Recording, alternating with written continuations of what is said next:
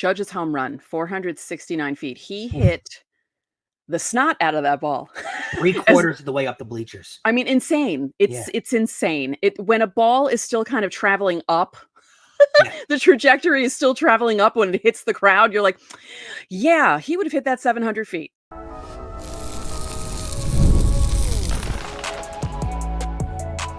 You are Locked On Yankees, your daily New York Yankees podcast. Part of the Locked On Podcast Network, your team every day.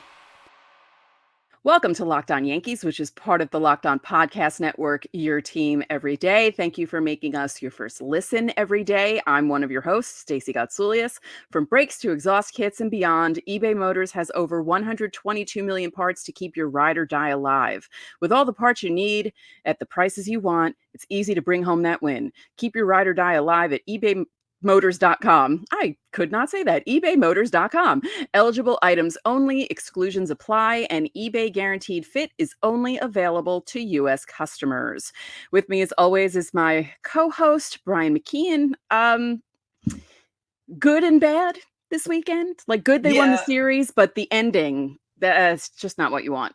I wanted to come into this positive, and I really thought we were going to come into it positive, and then all of a sudden, the way that game ended put a lot of things to light that we got to get into.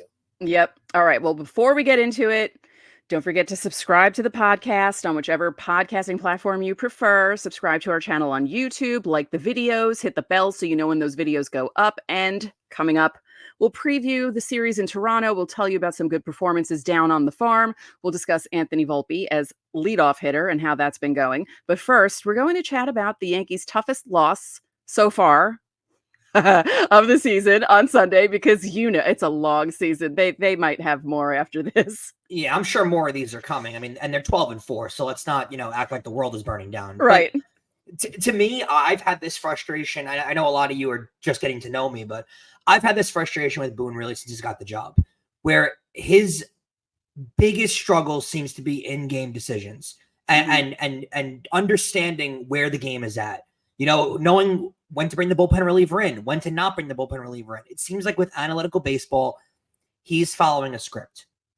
And he knows this reliever's coming in at this time no matter what happens in the game. And he's not going to change. And that's the first problem that I wanted to get into with today's game. Stacey, why Clay Holmes comes in the ninth, pitches fantastic, throws 20 pitches, hasn't thrown lately. Why is he not pitching in the 10th inning? Is there a legible reason instead of going to a guy that's been struggling in Ferguson? I mean, to me, it didn't make sense. Ferguson comes in with a 4 ERA. And then also you saw him come in. He was clearly struggling. Clearly couldn't find the zone. Clearly was leaving balls all over the plate. And there was no one even up in the bullpen. No one was up. No one was warming up. There was no plan to start anyone else because Boone had dead set in his mind. This is the guy who's pitching in the 10th. This is the guy who's pitching in the 11th. And that's it. And we're going to follow script. And if we lose the game, then we lose the game, but at least we went by the analytics. And at that level of baseball that's the problems that the Yankees ran themselves into the last few years. It really is. And it reared its ugly head again today. It really did. Because if you watch that 10th inning, Ferguson did not have it. No. And the thing about Boone that drives me crazy, and I've said it on the show, everydayers will know, OGs will know. It's amazing to me how someone who's been around the game of baseball since he was literally born because of his grandfather and father, he doesn't have a feel for certain things. Yeah. Managing, it just drives me crazy.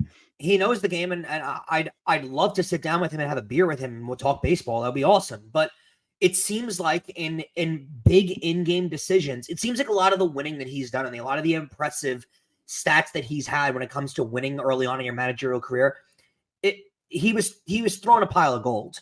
Oh yeah. You know what I mean? Like he got this young team that had a lot of superstars that were developing into their own and a team ready to spend money. And then all of a sudden he comes in and the Yankees acquired Giancarlo Stanton, and then 2 years later they acquired Garrett Cole, and it all starts to gel. Whereas that first year when they won 103 games, if I'm going to be frank, your cat could have won 103 games managing that team.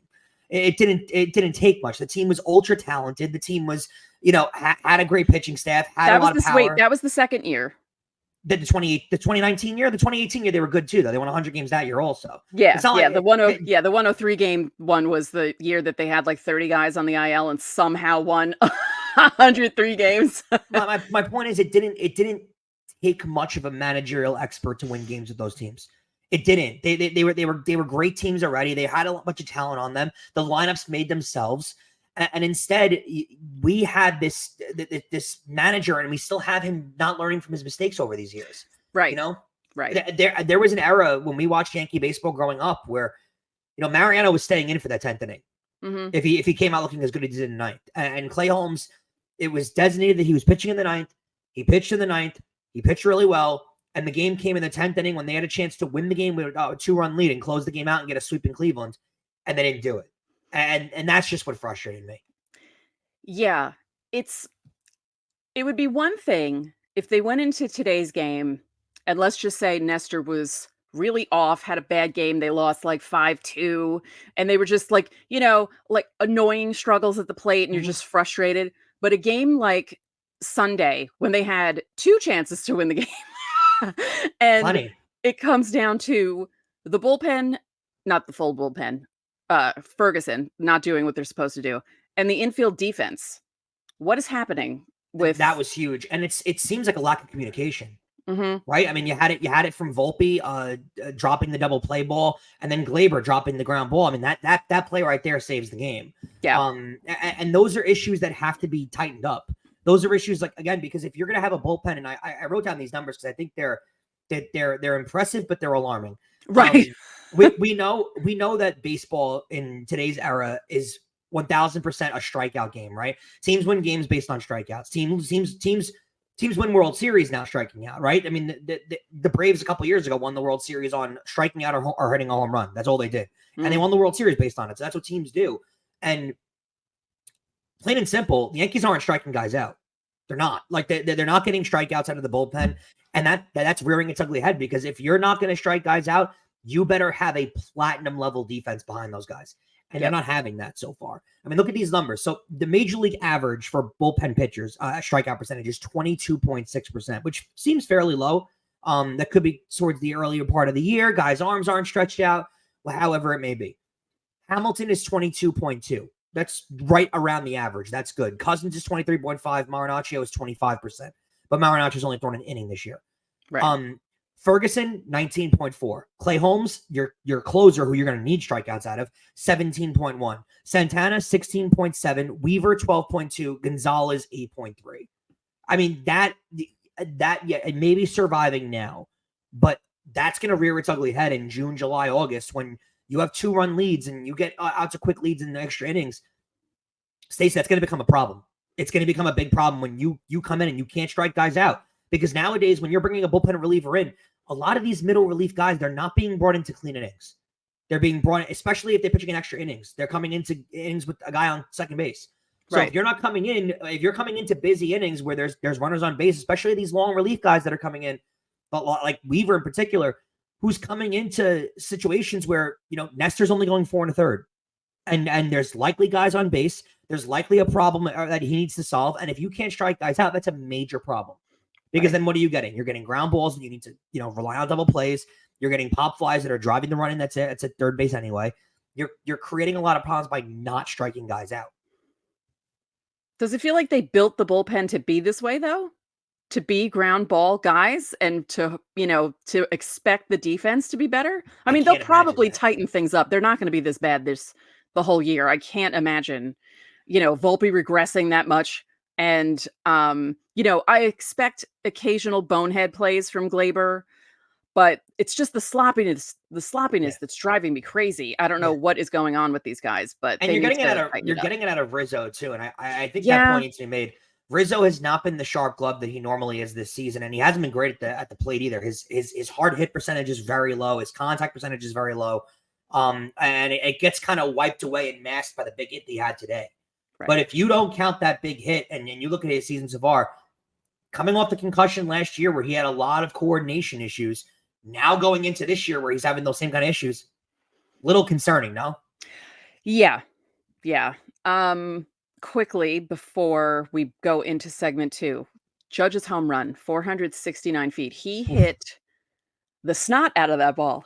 3/4 of the way up the bleachers. I mean, insane. It's insane. When a ball is still kind of traveling up, the trajectory is still traveling up when it hits the crowd. You're like, yeah, he would have hit that 700 feet. That's those swings are the ones that kind of make you feel like he's getting himself in a groove. Did you hear the stat on the broadcast? I don't know if you heard, but Mark McGwire has the longest home run in that stadium ever. He hit the back scoreboard, and it was 548 feet.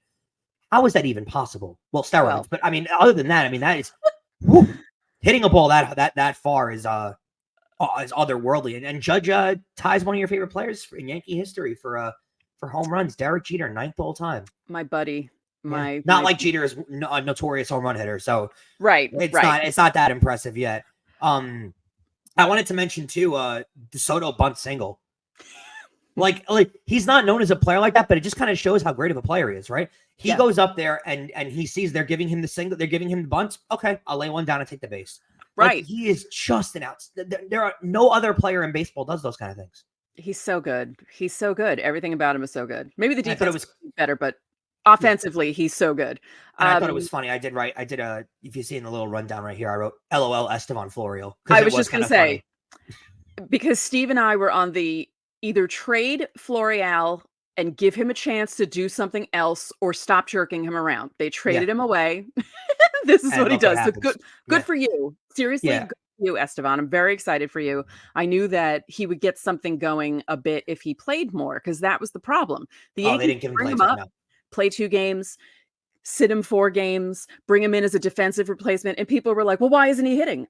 Because baseball is a rhythm. And if you're sitting for 4 games and then playing for like 1 or 2, you can't get back into that's that. That's my biggest fear with Oswaldo. My biggest fear with Oswaldo Cabrera. That's what they do. Right. Well, I mean, he didn't play for how many games, and he comes into Cleveland and does what he did. So yeah. I have a good feeling about him this year. He's been unbelievable so far. Feels like that trade last minute is a little bit of a chip on his shoulder. Yeah. It's bothering him. Yeah. Okay, before we get to segment 2, as always, don't forget to subscribe to the channel, hit the like button on our videos, hit the notification so you know when our videos go up. Also, reply to the pinned comment on our videos Monday through Friday. I swear I will put them there every single day this week, and if I don't, you can yell at me. If you want your questions answered for Fan Mail Friday, do that, or you can join the Locked On Yankees Insiders Club. There's a link in the description. You'll get text from us once Brian is set up on it. There's a 14-day free trial, and it's a lot of fun. Coming up next, my favorite thing in the world, Anthony Volpe, leadoff hitter. We're going to discuss it. Oh, yeah.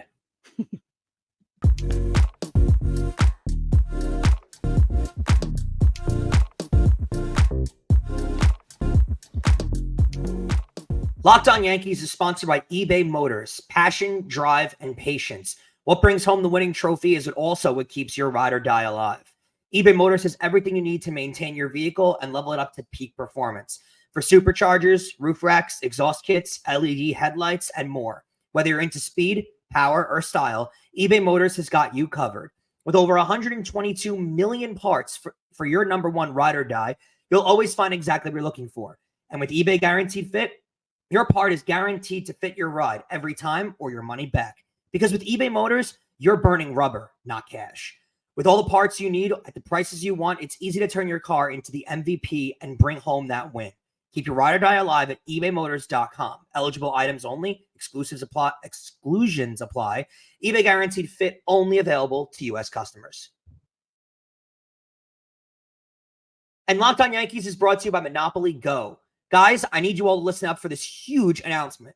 I've been tracking the leaderboards every day. Keep my eye on the scores, pulling all my heart into it. And I'm super pumped to announce that I'm finally on top. That's right. Obviously, I'm talking about the hit mobile game, Monopoly Go. You've probably heard of it. It's been downloaded over 150 million times. It's a great mobile twist on classic Monopoly, and you can play anywhere, anytime.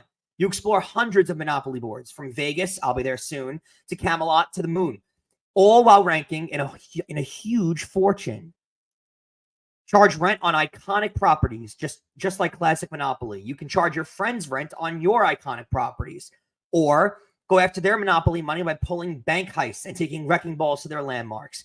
But my favorite part is the leaderboards, where you can see who's a Monopoly tycoon and who's gone bankrupt. So go get yourself on the charts. Download Monopoly Go now, free at the App Store and Google Play.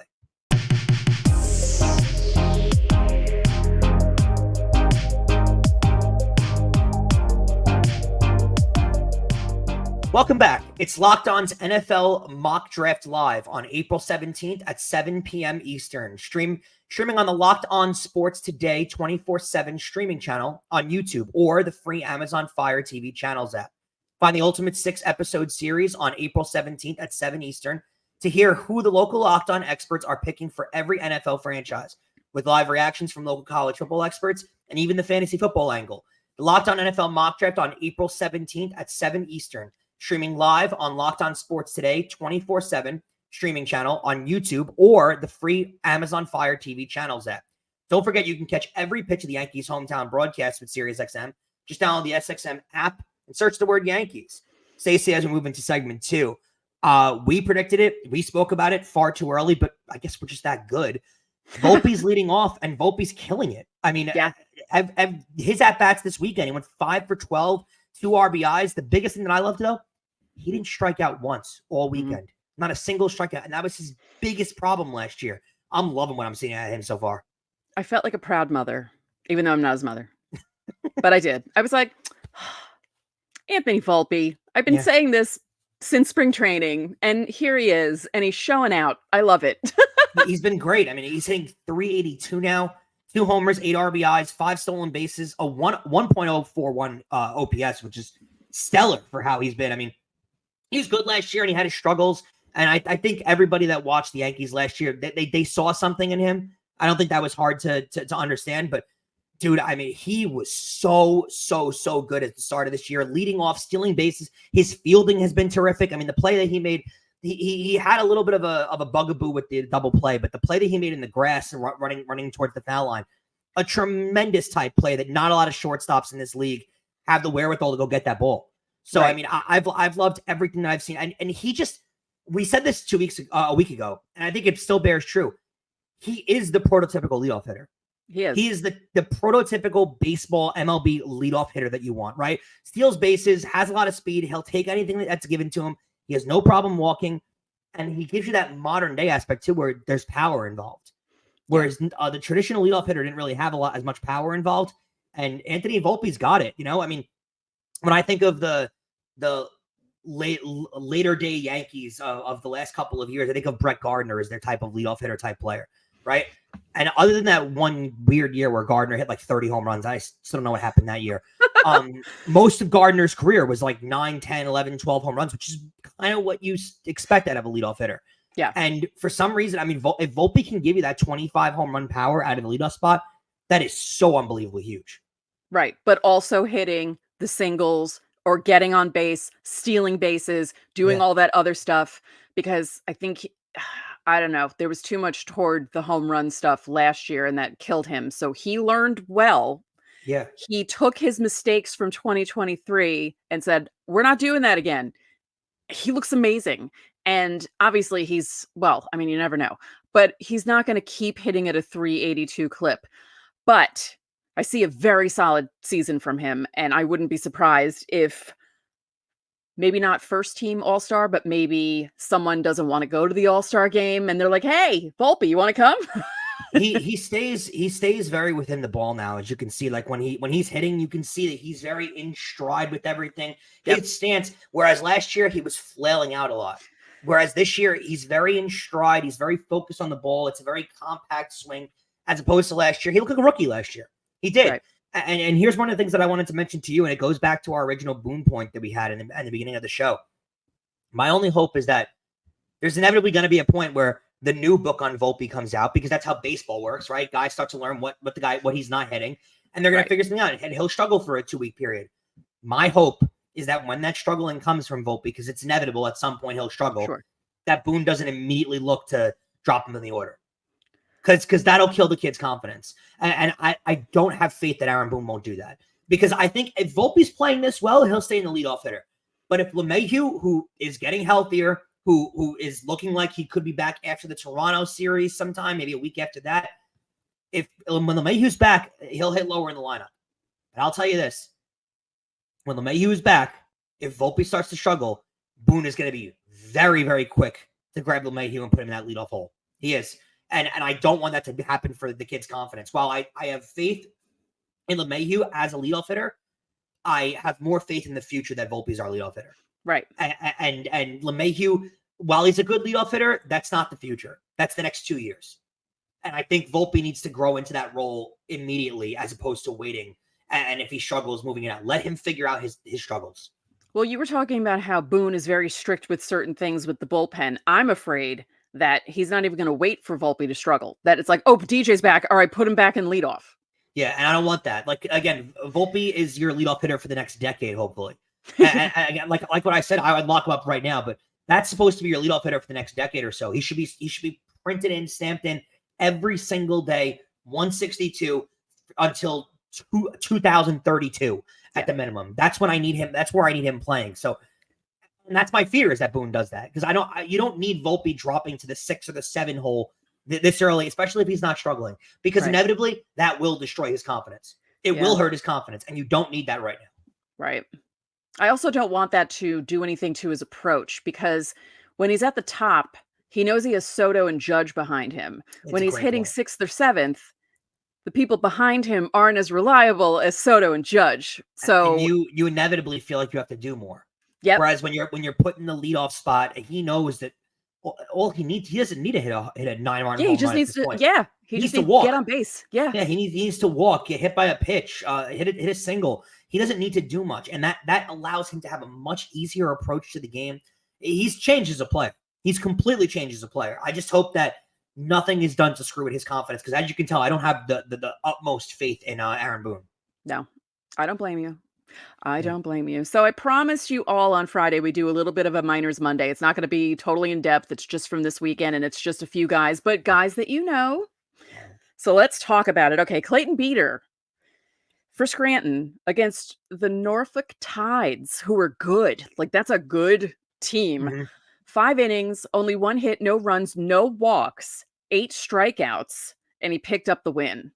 And according to the people who were there, he looked really good. So that's good for the Yankees because that's another option down low if they need to bring someone up in case people are struggling, which we're sort of seeing a little bit of. I would look too more towards focusing on how these starters do, especially at the AAA level, because let's be real here, the pitching market is not going to be too deep for the in this trade deadline. And the Yankees have pieces to move, but it's not too deep, that market out there. It's really not. So I would look towards their own system and try to have guys ready for around that time in the summer to call guys up. If Clayton Beeter is going to let that against a almost major league ready team in Norfolk, I would look towards him as a player that could possibly make an appearance this year. Yep.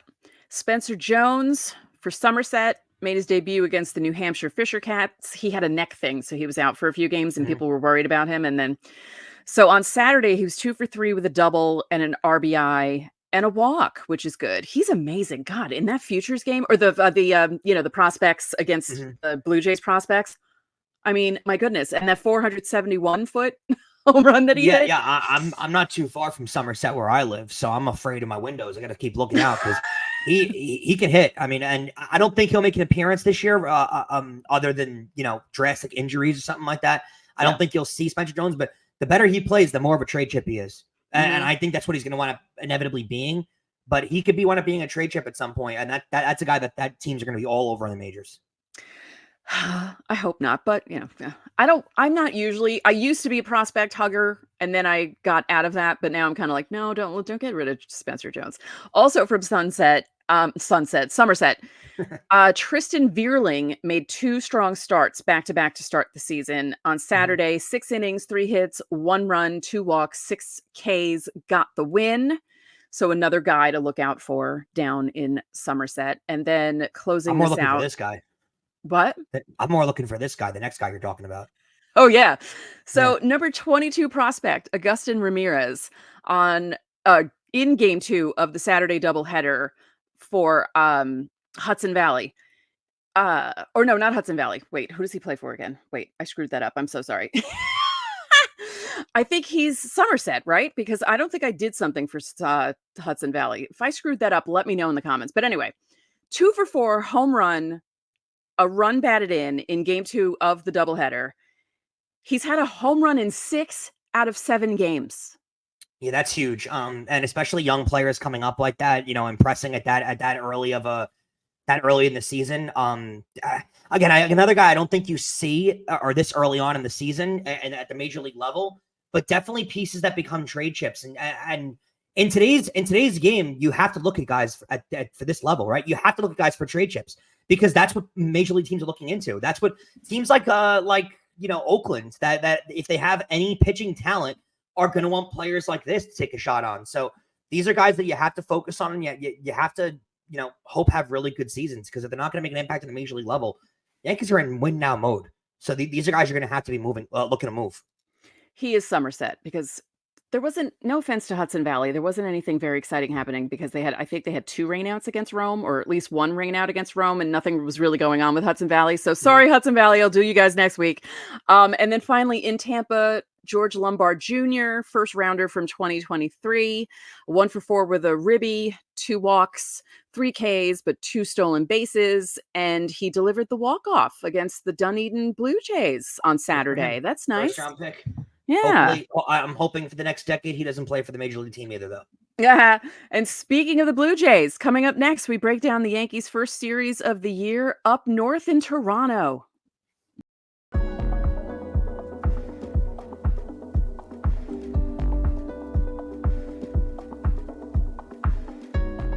Wouldn't it be great if you could see all of your investment and retirement accounts in one place?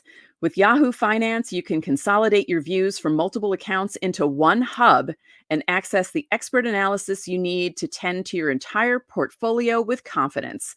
I have an investment account with Schwab and a 401k with Fidelity, and I've been using Yahoo Finance to consolidate them in one place, which has made it incredibly easy to manage them. For more than 25 years, Yahoo Finance has been the brand behind every great investor. For comprehensive financial news and analysis, visit the brand behind every great investor, yahoofinance.com. The #1 financial destination, yahoofinance.com. That's yahoofinance.com.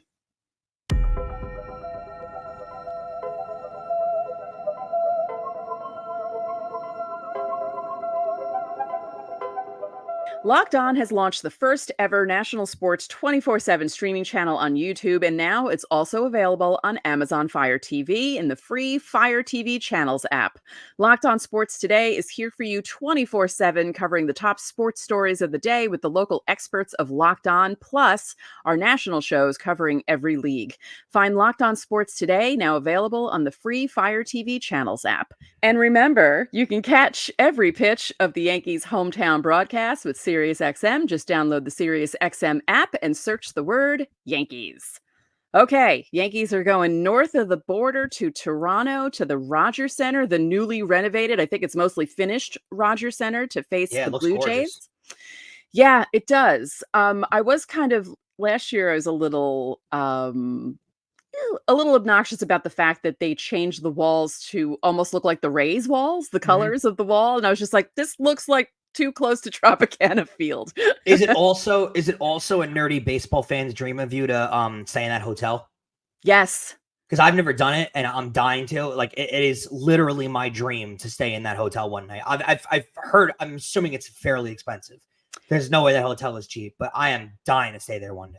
Yeah, it looks really, really cool. There's certain rooms that are bi-level, so you kind of like step down into the area to watch the game in your room. It's really, really, and I've been wanting to go to Toronto for the past 3 years, and I'm gonna get there someday. I went a few years ago for a Rangers Maple Leafs game, and it's an incredible city. Oh, it's basically New York. It's basically New York. It just doesn't have a lot of garbage on the street and stuff. But we digress. You know what? That's true. That's true. I watch a streamer on YouTube who goes around Toronto, and I'm always like, wow, it's so clean. It is. It's extremely clean there. This is a series. I think the Blue Jays are the 3rd playoff team in the division. I honestly, my early season prediction is I got Baltimore, Yankees, and Toronto. And I'm sorry, Toronto. I think they're a dark horse team for me. They really are. It has to come together, but how can it not?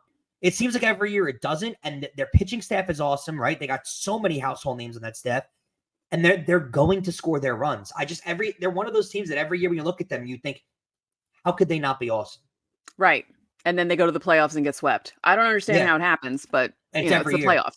But they're gonna get tested. They're gonna get tested. The Yankees. They see Bassett, Kikuchi, and Gausman, Gausman's off to an atrocious start. But they're part of that's because the Yankees. They already dominated them once.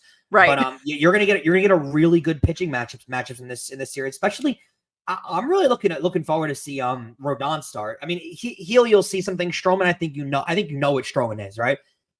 Rodon is the ace of the staff until Cole is back. I'm sorry, he is, and he's got an ERA under 2 so far. He's looked awesome. He hasn't had a blow-up game. Again, the Astros game was a little shaky, but he got through it. Yep. The Rodon is a pitcher that if he starts to come into form and pitches really well in this game, look out. Because he's one of those guys, if he gets on a roll and he gets on a rhythm, Stacey, if Garrett Cole comes back and Carlos Rodon's pitching to a 2.2, 2.3 ERA, you can't not feel confident. Right. Yeah. And also another news. I feel like that middle matchup is the marquee one out of the 3.